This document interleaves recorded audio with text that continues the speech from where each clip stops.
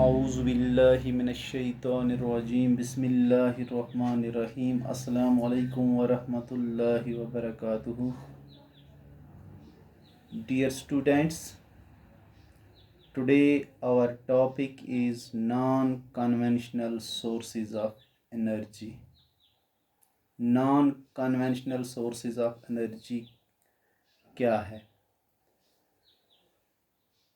We know the growing consumption of energy has resulted in the country becoming increasingly dependent of fossil fuels such as coal, oil and gas.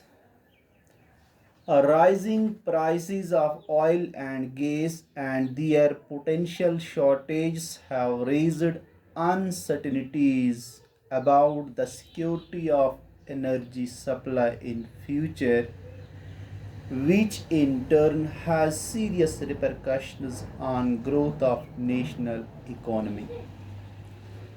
Moreover, increasing use of fossil fuels also causes serious environmental problems.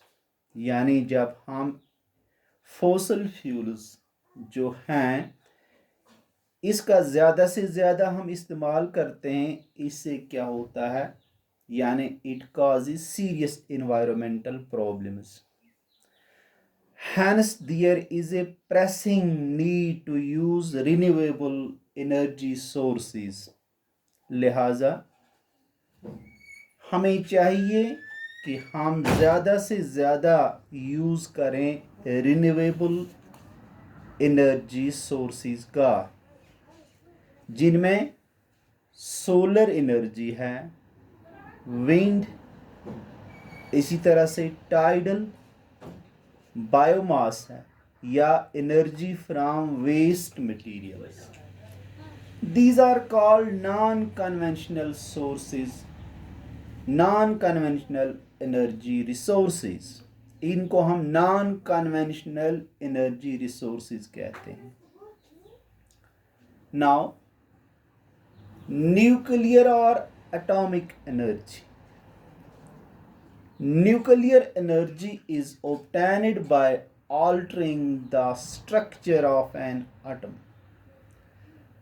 When such an alteration is made, much energy is released.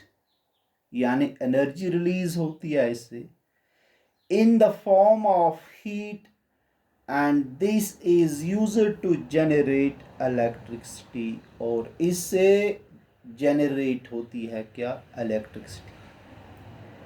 Uranium and thorium which are available in Jharkhand and the Aravalli range of Rajasthan are used for generating atomic or nuclear power. यानी uranium है, thorium है, जो available है कहाँ पे, झारखंड के अंदर. इसी तरह अरावली रेंज जो है राजस्थान के अंदर, यानी इनको यूज़ किया जाता है फॉर जनरेटिंग एटॉमिक और nuclear power. Now solar energy. Solar energy किससे हम कहते हैं, India is a tropical country and therefore receives large amount of sunlight which can be used for solar energy. जिसका इस्तेमाल हम कर सकते हैं किसके लिए, सोलर एनर्जी के लिए. Energy obtained from sun's radiations, यानी सन रेडिएशन से जो हम ऑब्टेन करते हैं energy. Solar energy is fast becoming popular in rural and remote areas. यानी इनका ज़्यादा से ज़्यादा इस्तेमाल कहाँ पे होता है, यानी रूरल और रिमोट एरियाज के अंदर. States such as Rajasthan, Gujarat, among others, have large tracts of wastelands which receive huge amount of sunlight and therefore can be used to build large scale solar plants. यानी कुछ states हमारी country के अंदर हैं, जैसे राजस्थान है, गुजरात है, यहाँ पे large tracts of waste land जो हैं, जो रिसीव करते हैं ह्यूज अमाउंट ऑफ सनलाइट, और यहाँ पे हम बिल्ड कर सकते हैं लार्ज सोलर प्लांट्स को. The government has subsidised the use of solar water heaters.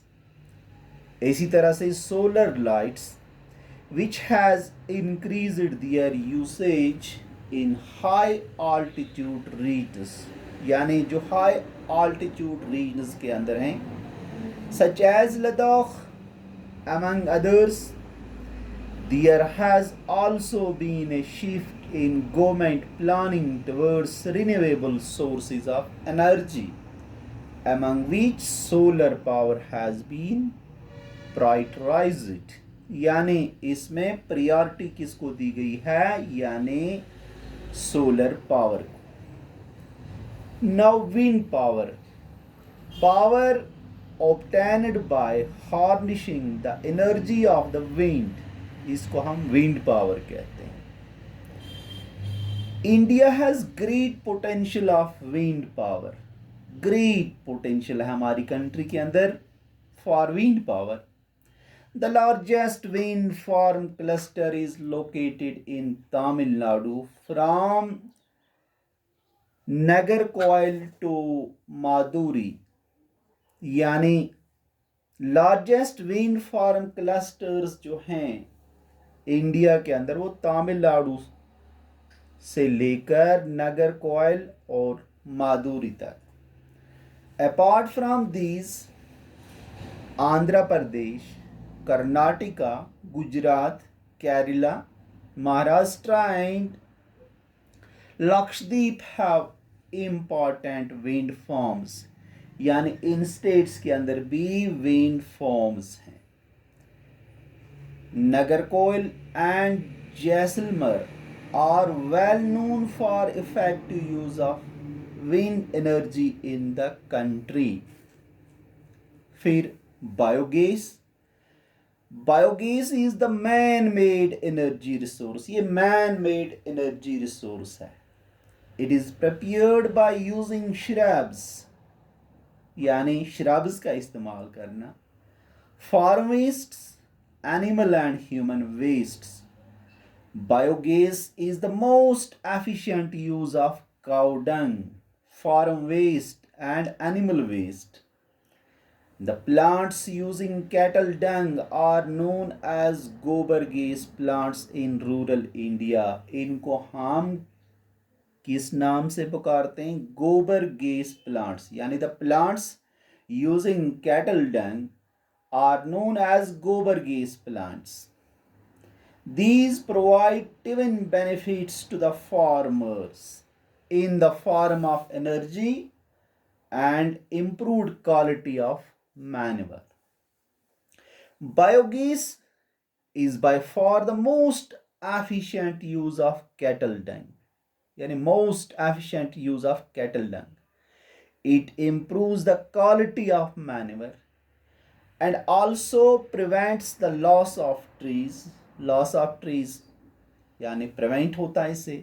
And manure due to burning of fuel wood and cow dung cakes. Now tidal energy. Tidal energy is a form of hydropower that converts the energy of the tides into electricity or other useful forms of power. Oceanic tides can be used to generate electricity. यानी oceanic tides जो हैं उनको हम use कर सकते हैं किसके लिए, टू जनरेट इलेक्ट्रिसिटी. हम उससे बिजली पैदा कर सकते हैं. Flood gate dams are built across inlets. During high tide water flows into the inlet and gets trapped when the gate is closed. After the tide falls outside, the floodgate, the water retained by the floodgate flows back to a sea via pipe that carries it through a power generating turbine. Geothermal energy. Geothermal energy refers to the heat and electricity produced by using the heat from the interior of the earth, यानी interior of the earth से. It exists because the earth grows progressively hotter with increasing depth, where the geothermal gradient is high, जहाँ पे ये high है, high temperatures are found, वहाँ पे high temperatures होते हैं at shallow depths. Ground water in such areas absorbs heat, ये heat को एब्जॉर्ब करती है from the rocks and becomes hot, ये फिर गर्म हो जाती है. It is so hot that when it rises to the earth surface की तरफ जाती है, इट टर्न्स इनटू स्टीम, ये स्टीम में तब्दील हो जाती है.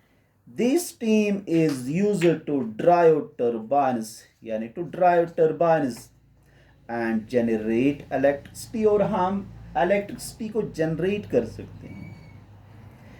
There are two experimental projects which have been set up in India to harness geothermal energy, यानी two एक्सपेरिमेंटल प्रोजेक्ट्स बनाए गए हैं हमारी कंट्री के अंदर regarding thermal energy. One is located in the Parvati valley near Manikaran in Himachal Pradesh, एक Parvati valley जो है हिमाचल प्रदेश के अंदर, and the other is located in the Puga valley, यानी प्यूगा वैली जो है लद्दाख के अंदर, यानी वहाँ पे ये बनाई गई है. Thank you.